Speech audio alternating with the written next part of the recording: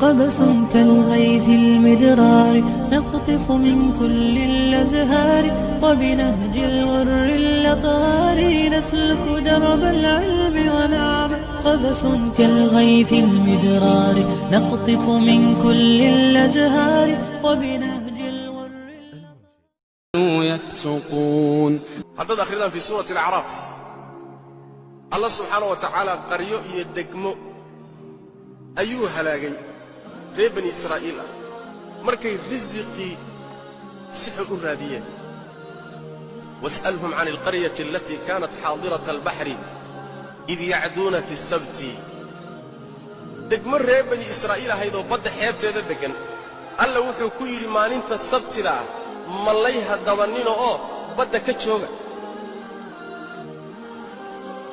markaasay xeeladaysteen malaygii baa intay dabinno u dhigaan maalintii sabtida ahay bay axadda la baxayaan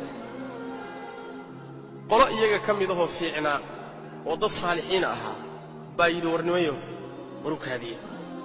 war hayna halaagina war habaar qabooyin ilaahay ciqaabtiisa haynoogu sabab noqonnina qolo saddexaadna waxay yidhaahdeen war kuwan maxaad ka waaninaysaa kuwan in la ciqaabayo waa iska caddahay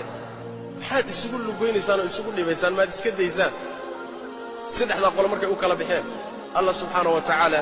falammaa catow cammaa nuhuu canhu qulnaa lahum kunuu qiradatan khaasi'iin markii la kari waayey allah subxaanahu wa tacaala wuxuu yidhi waxaad noqotaan doofaarro waxaan dhihi lahaa daanyeerro daanyeerraa iyagii oo dhan ba loo beddelay qoladiina waa la badbaadiyey xumaanta diidday ee ka hor tagtay ee reebtay qoladii tiri war maxaa maad iska daysaanee ka aamustayna allah waa ka aamusay subxaana wa tacaala lianna aljazaa'a min jinsi alcamal qaryadaa waxaa loo halaagay oo daanyeerrada loogu beddelay ilaan daanyeera haddii loo beddelo waa la halaagay sideedoo ummadda haddii maskhi lagu sameeyo oo bini aadannimadeedii inta la beddelo xayawaan kale laga dhigo ma sii jirto markaaba halaag baa ku xigay waxaa ku tusaya xadiidkii nabigeenna fi saxiixi albukhaari nebigu sal alla alay wasalam maalin maalmaha ka mida jiirka ayaa wuxuu yidhi waxaan u malaynayaa in uu yahay ummad reer bani israa'iil oo la masakhay inuu jiirkani ka dambeeyaan u malaynayaa buu maxaa yeelay wixii geel ku saabsan ma taato jidh geela ilaan geela reer bani israa'iil ayuu xaaraan ka ahaa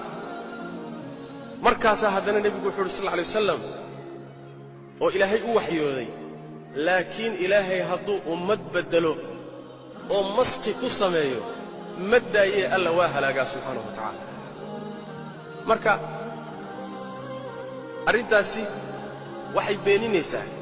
usquuradan aan waxba ka jirinee gaaladu asalkeedu ka soo jeedda odhanaysa bini aadamku daanyeerradan iyo waxaanuu ka soo jeedaa ama dadka qaarkood miday rumaysan yihiin oo daanyeerradani inay reer bani israa'iil ahaayeen daanyeerradani waa makhluuq iskii u madax bannaan wa laakiin reer bani israa'iilkii la beddelay la halaag ilahay waa baabayey subxana wa tacala waa la tirtiray ma daayo ayagoo bini aadam ahaayoo xayawaan laga dhigay